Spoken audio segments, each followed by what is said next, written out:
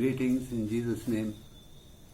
Today we are at a Bible study and the topic of the study is play your part.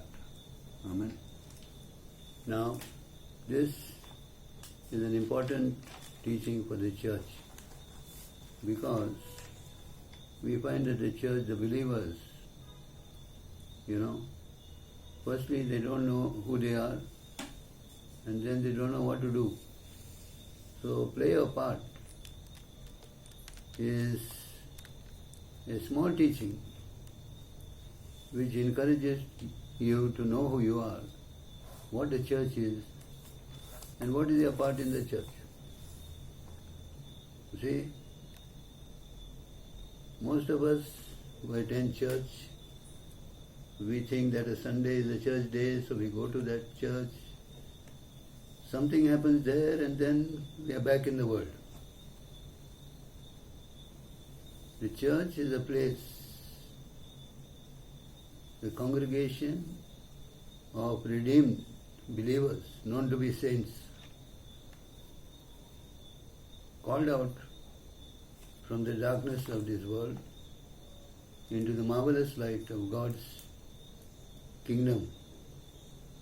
It is the body of Christ and it's an expression of God's kingdom. So, the people who are in the church, God adds them to the church when they repent and believe on the Lord Jesus Christ through the gospel. The born again believers, waiting for the coming of our Lord Jesus Christ, serving Him under His mandate to make disciples, and establishing their lives in the Word. The early church, the first church, we see it in the book of Acts, formed on the day of Pentecost, when the Holy Spirit came upon those 120 people who were in the upper room, waiting, tarrying there according to the command of Jesus, received the baptism with a visible sign of tongues of fire, and they were all speaking in other tongues as a testimony and witness, as a sign that the Spirit of God is upon them. Therefore, the church was established on that day. There is no other day on which the church was established. And it continues to be. In that perspective, believers operate, live. If you look at the first church in the book of Acts, committed to the apostolic doctrine, to fellowship, breaking of bread, and prayer. All the believers were united. And you even see that how the apostles were teaching the believers the doctrine they are to follow. Everyone who was baptized, believed on Jesus, was baptized in water. And they instituted the Lord's Supper in the gathering by breaking of bread and remembering Jesus. Then also we see that everyone was of one mind and they had everything in common. The people who had extra stuff like lands and things, they sold those things and they gave them to those who are in need. So everyone, had their needs met. Also we see that there was a social activity, a commitment to the society, the church, in as much as they were feeding the widows and people were appointed to feed the widows. Also we see in the book of Acts that women folk were involved in doing their business, like Dorcas, who was working with purple, stitching and, doing business and supporting the ministry. And then you see signs and wonders following in the church. You also see a great judgment of God on Ananias and Sapphira, who lied to the Holy Spirit in terms of finances. Great grace was upon the church, the first church. Now, if you compare that church to the present one, where we are struggling to bring people out of the world system, struggling, for various aspects of doctrine, that people may understand the world is becoming more and more powerful in the systems of people are depending upon the world more than the church. These things are happening. Is it the last days? Yes. Perilous times. Men are lovers of themselves, lovers of money, lovers of pleasure. So, what has God done for you? Knowing who you are in Christ and what is your part in the church. You have to know this so that you can play your part. To that extent, this is a very, very important teaching. Many of you have gone through this teaching many times, but in that case, it is a revision for you to reconsecrate your life completely and totally to Jesus Christ and to the body of Christ, to serve Him and serve the community. Alright? The church is not a big show, where you come and sit and listen to music and see somebody, listen to a preaching and appreciate the preachings that you would like to hear. No, it's not that. It's not a place where there is a stage performer and an audience. You are not an audience. God is watching you and you are a part of the body of Christ. Okay? Church does not consist of priests and people separately. It consists of people who are all priests. That is the church. Amen. Where we have gone wrong, it's up to you to see and discover. But I am sharing the word of God to you. Okay. Each member of the church is a part of Christ's body. And everyone has a definite role to play. Even though it may not be very clear as you enter the church, you may not know what is your position, what you need to do, and what is your role. Slowly, as the ministry of the Word, the fellowship of the Holy Spirit, and you see the activities of the church, first you can start by using your natural talents. Everyone who has believed on Jesus is a talented person, let me tell you. You have talents in you. Those talents have to be offered in the church. And so there is a leadership in the church. They are seeking who has got a talent and how we can use natural talents. And then slowly, your spiritual contribution will come through as you grow, spiritually. Your human skills will be used to glorify God and to bless and serve the brothers and sisters. And this is the most fulfilling life. Most fulfilling life. You will be happy, you will be blessed, and you will be fulfilled. Amen. So check it out. What is your natural talent? What has God bestowed you? What is your degree? What is your qualification? Are you serving a company, a corporate sector? Whatever you are doing, you have some talents to minister to the people in the church. Those talents have to be laid on the altar, and you have to freely execute the operation of those talents through your life for the blessing and benefit of the church. That is the first thing. Okay. Now, this teaching is basically based on the book of Romans and chapter 12. Now, the key scriptures are Romans 12 verses 1 and 2. And it says that we need to offer our bodies as a living sacrifice. Okay. And the verse says that it is a reasonable service. Your body as a living sacrifice on the altar. Just think of that.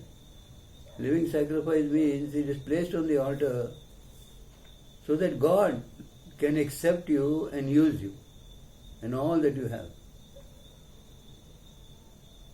Amen. A living sacrifice worthy and acceptable to God, which is your reasonable service. The second verse says, do not be conformed to this world. The world is there, but do not be conformed to the world. Now, what is the meaning of this? Do not be conformed to the world. Take a glass of water. Take a glass of water, and you take this example. So this glass of water, supposing this empty glass is the world, and you pour water into this glass. Now this glass is constrained, and the world has contained this glass, and the glass is conformed to the world, blocked there. You see? This is what happens to a believer in the world. You may not know it, but you get into bondage of the world. All the things of the world, the lust of the flesh, pride of life, lust of the eyes, are here, connecting and relating to your carnal nature. And if the cross is not applied properly on your life, this is the danger that you are going to face. So, this verse tells you, do not be conformed to this world, but be transformed. Transformed. There is a transformation that takes place to people who have believed Jesus Christ. You can't be the same old person, but be transformed. How? By the renewing of your mind. Your mind has to be changed completely. Your thinking process, your attitudes, your thoughts about who you are, everything, once you come to know the truth, be transformed by the renewing of your mind. Your mind has to be renewed. Amen? So that you can prove what is the good, acceptable and perfect will of God. When you know what is God's will for you, you will do that will. But if you are conformed to the world, you will never come to know God's will. That is a responsibility every believer has to make and take. What you have to do is that you have to come out of the world system. You have to know that it is an evil age, an evil system ruled over by the devil. So you have to be transformed. Transformation is the first thing. That is the first two key scriptures which apply to every person who submits to the Lordship of Jesus and obeys the gospel of the kingdom. Now let me tell you that you have been handpicked by God and placed in the body of Christ. God the Father has drawn you to His Son and called you to have fellowship with Himself and His Son, Jesus. Okay. You are not just placed in the church so that you go to heaven when you die, but necessarily to serve God on the earth till the end comes. Okay? Because God has placed now a destiny in you. He has placed something in you which He Himself has to fulfill. Okay, so let's look at one verse in 1 Thessalonians chapter 1 and verse 9. We see 1 Thessalonians chapter 1 and verse 9.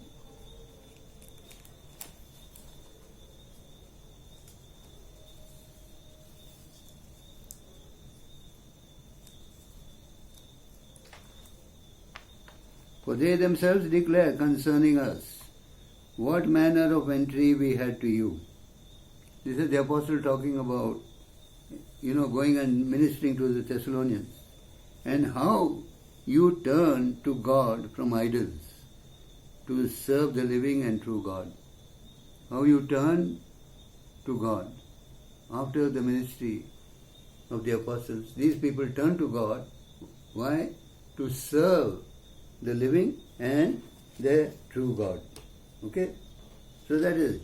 Now, we'll go back to our key scripture in the book of Romans and we'll go through that book, that chapter 12 and verses 3 following. Let us see what the word tells us today. And it's very interesting, very important for us to really follow these things, because this is a direct message to the Church of Jesus Christ. Romans chapter 12 verse 3. I say, through the grace given to me, to everyone who is among you, not to think of himself more highly than he ought to think. Firstly, he is telling you about your thought process, what you think about yourself. So he says, you are something, but don't think of yourself too highly, okay? You are somebody, God has done something for you, but don't think of yourself too highly, but think soberly, as God has dealt to each one of you a measure of faith. Measure of faith. So your thinking has to connect to the measure of faith you have. What do you believe? What do you believe that God has done for you? So humble yourself and think soberly of what God has done to you. Amen? Don't think too much of yourself. Okay? Then he says, we have many members in one body. He is talking about your own personal physical body. All the members do not have the same function. Now he's talking about function. All the members don't have the same function. My hand has particular functions. Okay, my feet have, my eyes have particular function. All don't have the same function. It is the same thing in the church. So we being many in the church, we are one body. This oneness of the body we have to understand, appreciate and consider. Okay? Because it's a spiritual aspect. Okay? The body of Christ is a spiritual reality, truth. Okay? So we are one body in Christ and individually members of one another. Here he is saying, not connecting us to Christ, which is a truth, but connecting us to each other. Like my hand is connected to my body. My legs are connected to my body. Similarly, each believer in the church is connected to one another. That is a very, very important thing for us to understand and fellowship in that manner. You know, that I'm not separate from this person. Whoever he is, as long as he is a saint, believed on Jesus, part of the body of Christ, I am connected to him and he is connected to me. This is one thing we have to understand. And if my body pains, if he pains, I pain, I hurt. If he wants to scratch his head, it's like me doing it. You know, it's a mystery. This mystery has to be understood. If you are in the world, you'll never understand that. The carnal mind cannot go through these things with understanding. So you have to be transformed to the mind, okay, in your mind. Okay. Having then gifts, now we're talking about gifts, differing according to the grace that is given to us. These gifts are given by God in this book, by His grace. God's grace gives us gifts to edify and build up the church. Let us use them. If we are prophesying, this is the gift of God, okay? Not the Holy Spirit gift. Let us prophesy in the proportion of our faith. Believe. What do we believe for?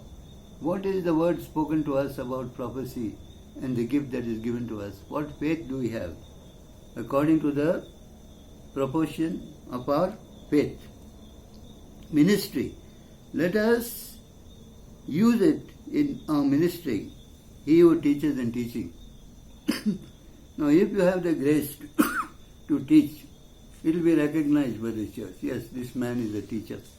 So let him teach, with the grace given to us. Let him do that ministry. He who exhorts. Exhortation is a very important ministry.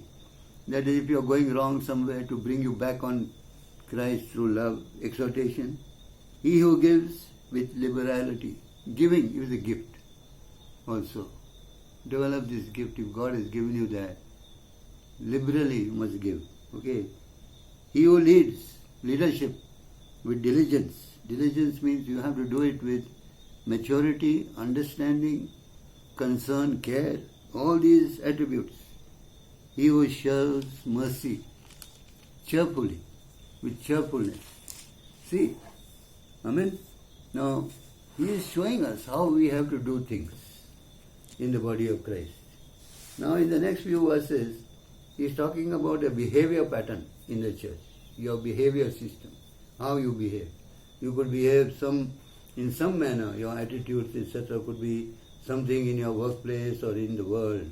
But here in the church he says, let love be without hypocrisy. He is rebuking a hypocrite who says that he loves, but in his heart there is no love at all for anybody in the church. So he says, examine yourself. Let love be without hypocrisy. Abhor what is evil and cling to what is good. Cling to what is good. Don't like what is evil. Abhor it. And don't be a hypocrite in love. Be truthful, honest, straightforward. Without hypocrisy, you have to love. Secondly, be kindly affectionate. This is the second behavior pattern. Kind and affectionate to one another. To one another with a brotherly love. In honor, giving preference to one another. We have to honor one another in the church. Whoever they are. Okay, honoring people is a very great behavioral pattern. Not lagging in diligence, fervent in spirit, serving the Lord. As if you are serving the Lord. Be fervent. Develop a fervent spirit. Okay? Now, rejoicing in hope. We have a hope. Once you are called, you are placed, you are given gifts, and you have a hope. That's a great hope. Christ in you, or Christ coming and you will go with him. That hope is in Christ. Okay? So, he says, rejoicing in that hope. Patient in tribulation. When there is tribulation, remember that you must develop your character to be patient. Perseverance and patience is very important. Patient in tribulation, continuing steadfastly in prayer. Steadfastly. This is an exhortation to pray and steadfastly. Do not waver, but maintain a time of prayer and continue steadfastly. How much time do you spend in prayer? A praying church is a propagating church. A praying person is a person who is blessed. God is going to listen to you because you will pray according to the will of God. Prayer is a very, very important aspect of the church. Distributing to the needs of the saints. See?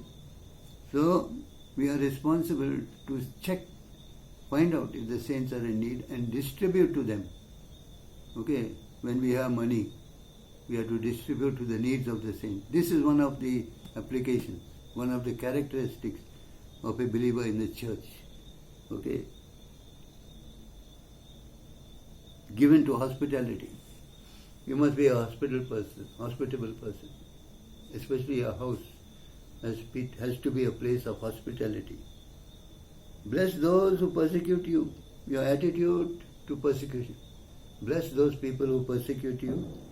Bless and do not curse. Do not curse them, but bless them. Rejoice with those who rejoice and weep with those who weep. That means your emotions should tally with those who are around you. People are rejoicing for certain reasons, rejoice with them. People are weeping for certain reasons, weep with them. Okay? Weep. Be of the same mind towards one another. Be of the same mind. See, when you develop these character traits, the fruit of the Spirit, you will have the same mind towards. There will be certain compatibility, oneness of mind, where the Holy Spirit can move mightily. This is what, he is telling us today here. Okay? Do not set your mind on high things. High things. High things means, do not, set your mind for something very high. You will be raised up. As long as you develop these characteristic traits, you will be raised up to high levels in the Spirit. Okay? But do not aspire for them. Associate with the humble. There are people who are humble in the church. Don't just say praise the Lord, praise the Lord. Associate with them. Associate means talk to them, speak to them, know about them, visit them. Associate with the humble. Do not be wise in your own opinion. Don't have some self-opinionated. Do not think too much of yourself. Okay? That's what he's saying. Okay? Associate with the humble. Do not be wise. Repay no one evil for evil.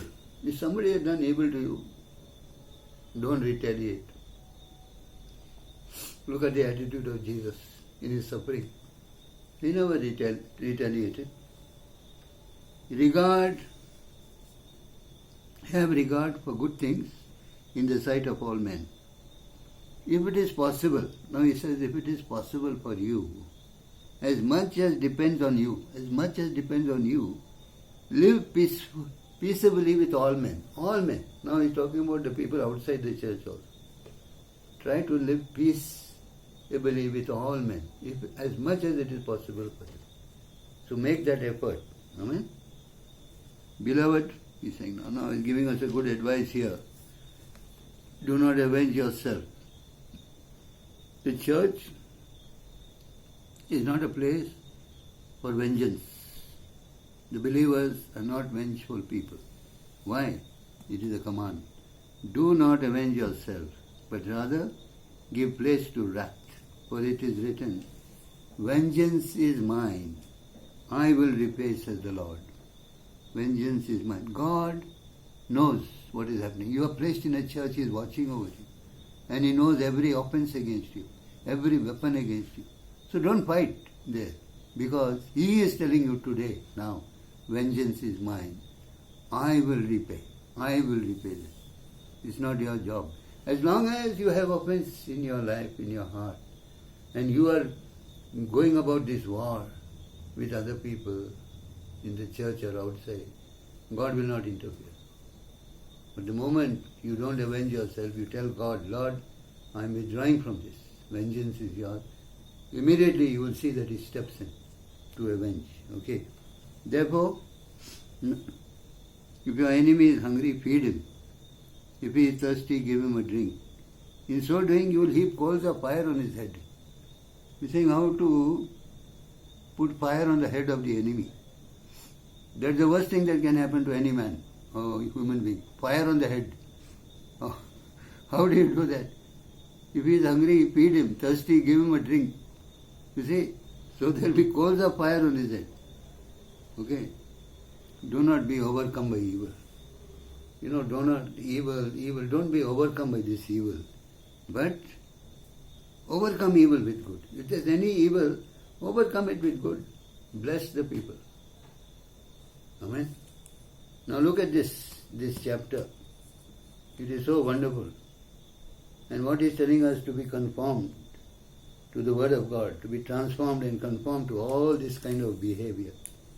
Study this. Allow this, the Holy Spirit, to activate this behavior in your lives, so that God can use you. Amen.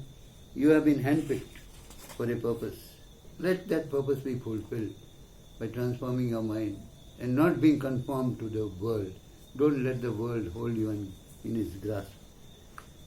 The church of God chooses what each one should do. Your role will be suited for your gifts. Whatever gifts you have will be suited for your personality. Amen? Will be suited for your personality. 1 Corinthians 12 and verse 28. See, my dear friends who are listening, very, very important message, and you are in a very powerful place, the church of Jesus Christ, the body of Christ. Okay, so 1 Corinthians 12, verse 28. But let a man examine himself, and so let him eat of this bread and drink of this cup. He's talking about the Lord's Supper and self-examination. Verse 28. God has appointed these in the church. Now God, I'm not talking about the gifts of the Holy Spirit or the gifts of Jesus, which are the fivefold ministry. God Himself has done something in the church and appointed first apostles, second prophets, third are the teachers of the word. After that, miracles. God has appointed miracles in the church. We have to see that. But if we are conformed to the world, you never see any miracle. You have to be transformed. Your mind has to be transformed. Miracles. Then gifts of healings, helps, administrations, varieties of tongues. Varieties of tongues are speaking different languages so that you can minister to people of different communities, languages, tribes, tongues. This is not the gift of the Holy Spirit. This is God's gift. Okay? Okay? Gifts of healing helps. So you can be just a helper for administration. There is a lot of admin work in a church. Looking after the finances, sending messages, lots of things are there. House groups, how to send out messages, worship leading, children's ministry, women's ministry, prayer ministry, cell groups. Lots of work is there in the church. And if the church is not activating, the believers are not transformed. That is the reason. Your life is more in the world than in the church and the kingdom of God. That's a very unfortunate thing. And don't tell me you don't have time. Can you tell God you don't have time for Him? He is the one who created time and came into time being in eternity. He gave you 24 hours. He used to visit Adam every day till Adam ran away from Him. Are you one of those hiding in the darkness?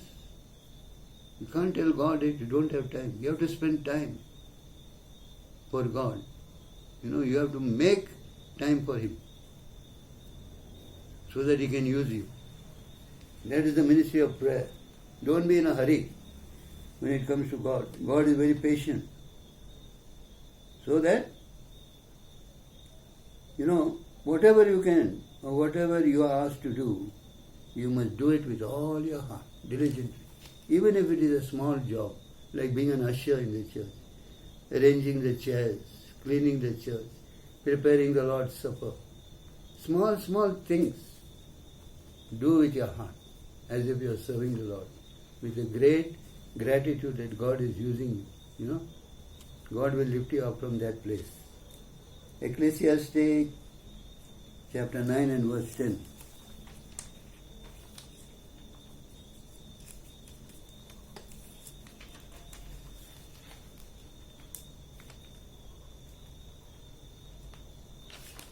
Ecclesiastes chapter 9 and verse 10 tells us this.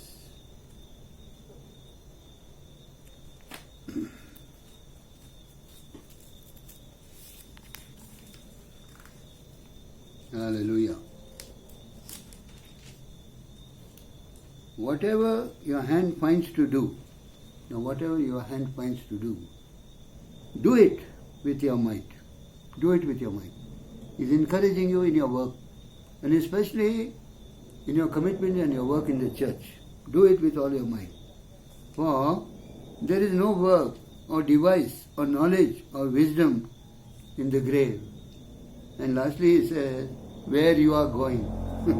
He says you are going to the grave. Nothing is there. So whatever you have to do, do it now. Do it now. Do it now. Diligently, with all your heart. Okay? Learning to serve. Motive is very, very important. Why do you want to serve? Now, there are people in the church, there are appointments. Sunday school teacher, treasurer.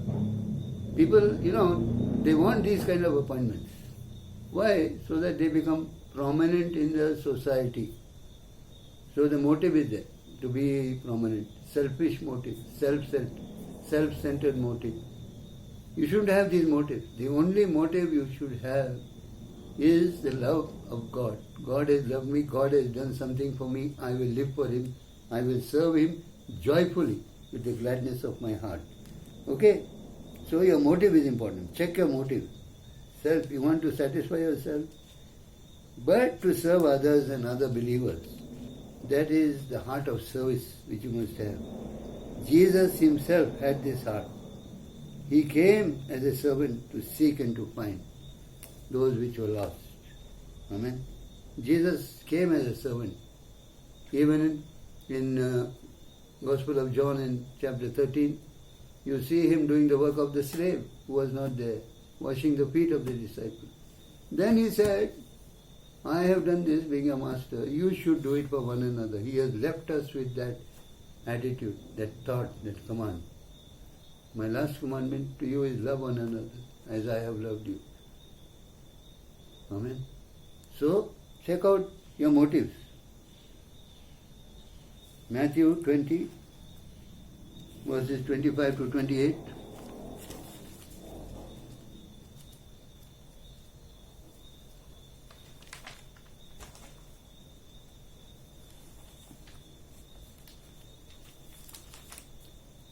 Matthew 20, verses 25 to 28. 25.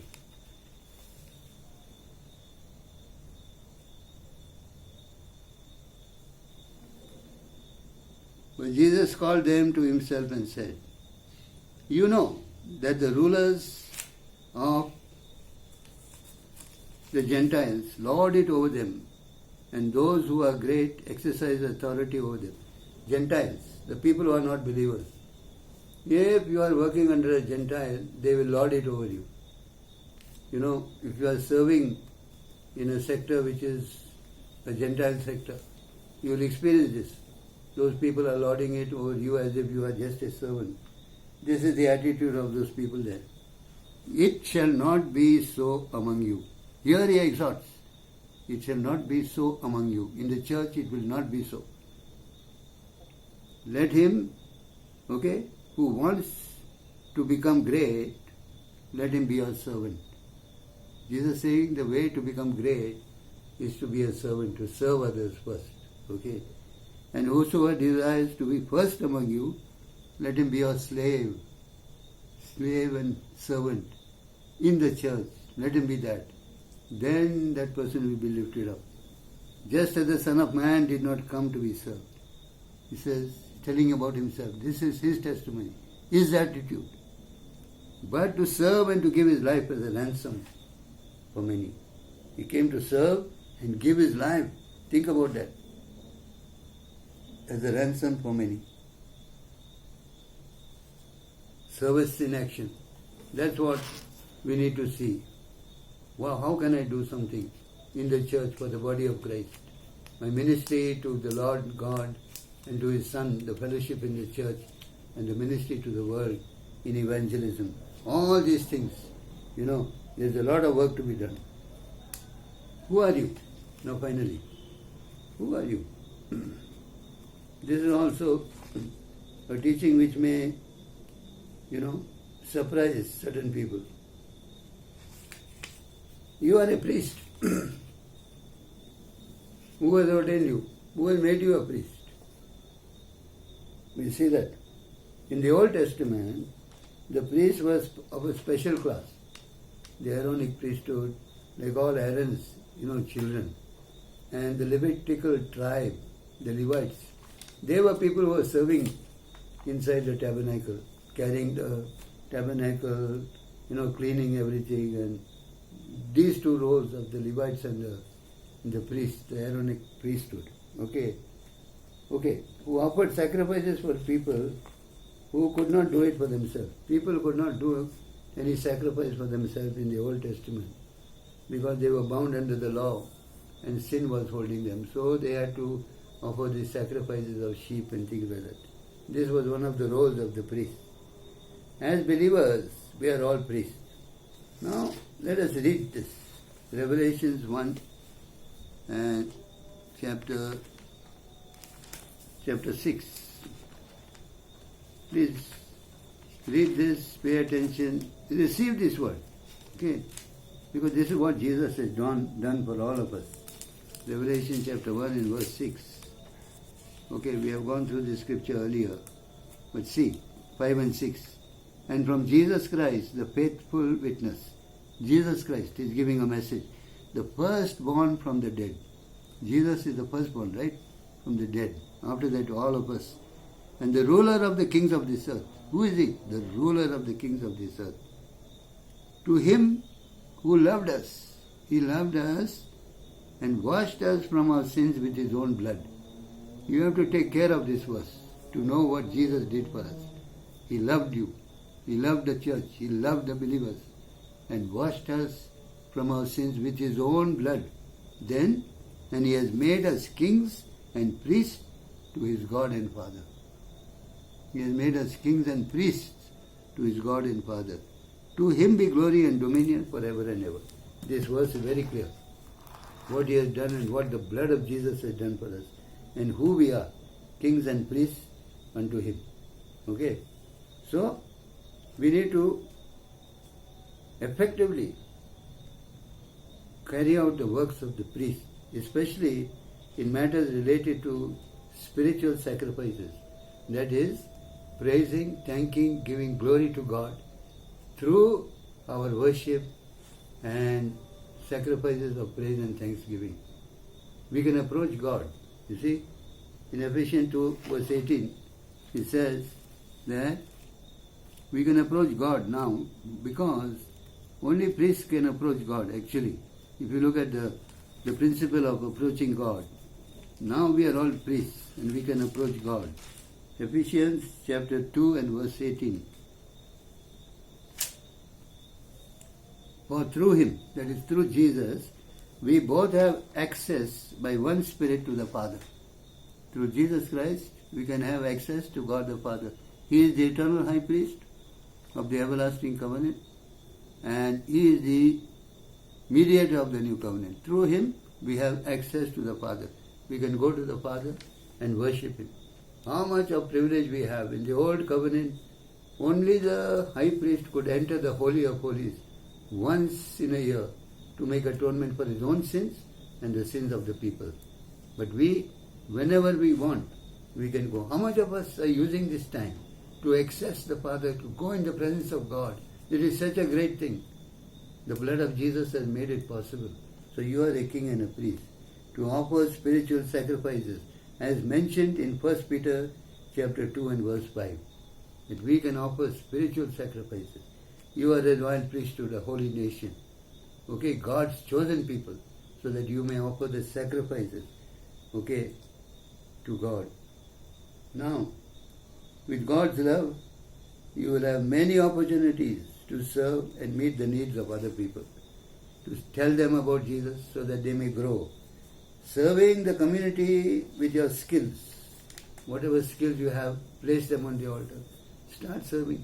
Examine yourself, that you have come to a stage in your life where you have developed certain skills in your life and you have worked in sectors, in corporate sectors. You have certain skills. How much of those skills have you used in the church? How much has the church told the people that I am so and so, I can do these things, I can do carpentry, I can do whatever. You see, use me.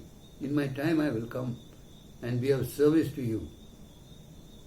That is the way we have to, involve ourselves with other people. Okay, you will have joy as you serve the Lord. Jesus said in Matthew 25 verse 40, I tell you the truth, that whatever you did for one of the least of these brethren, you did it for me. So he's saying, even if you give a cup of cold water to one of these brethren, you have done it for me. You see? You are doing all this for the sake of Jesus. He has done something for you, made you a king and a priest with His blood. Do something for Him. Do it for the church. Do it for the people in the church. Okay? Be not conformed to this world. Get yourself transformed. You will know, what God wants you to do. There's a great work for you to do in the church. Alright?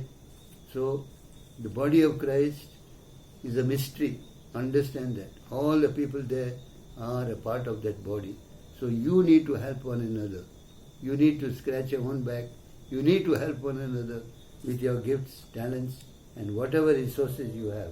That's what he's saying here. If you do it to somebody there in the church, you are doing it as if you are doing to me. Okay. So, now I hope that play your part. You have understood the importance of this teaching, and you start playing your part in the church so that the church can be blessed. It is not a one-man band.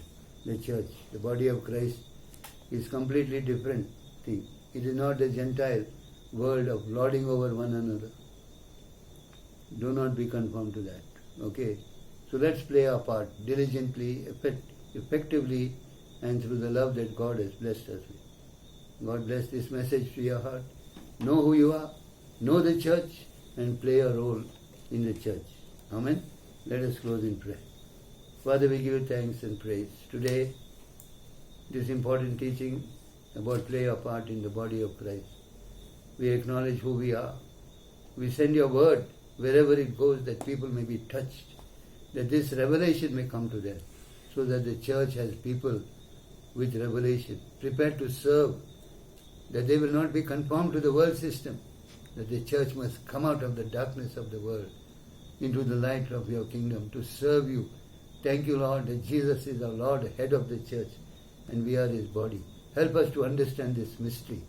I give you the glory and the honor. Bless everyone under the hearing of this teaching.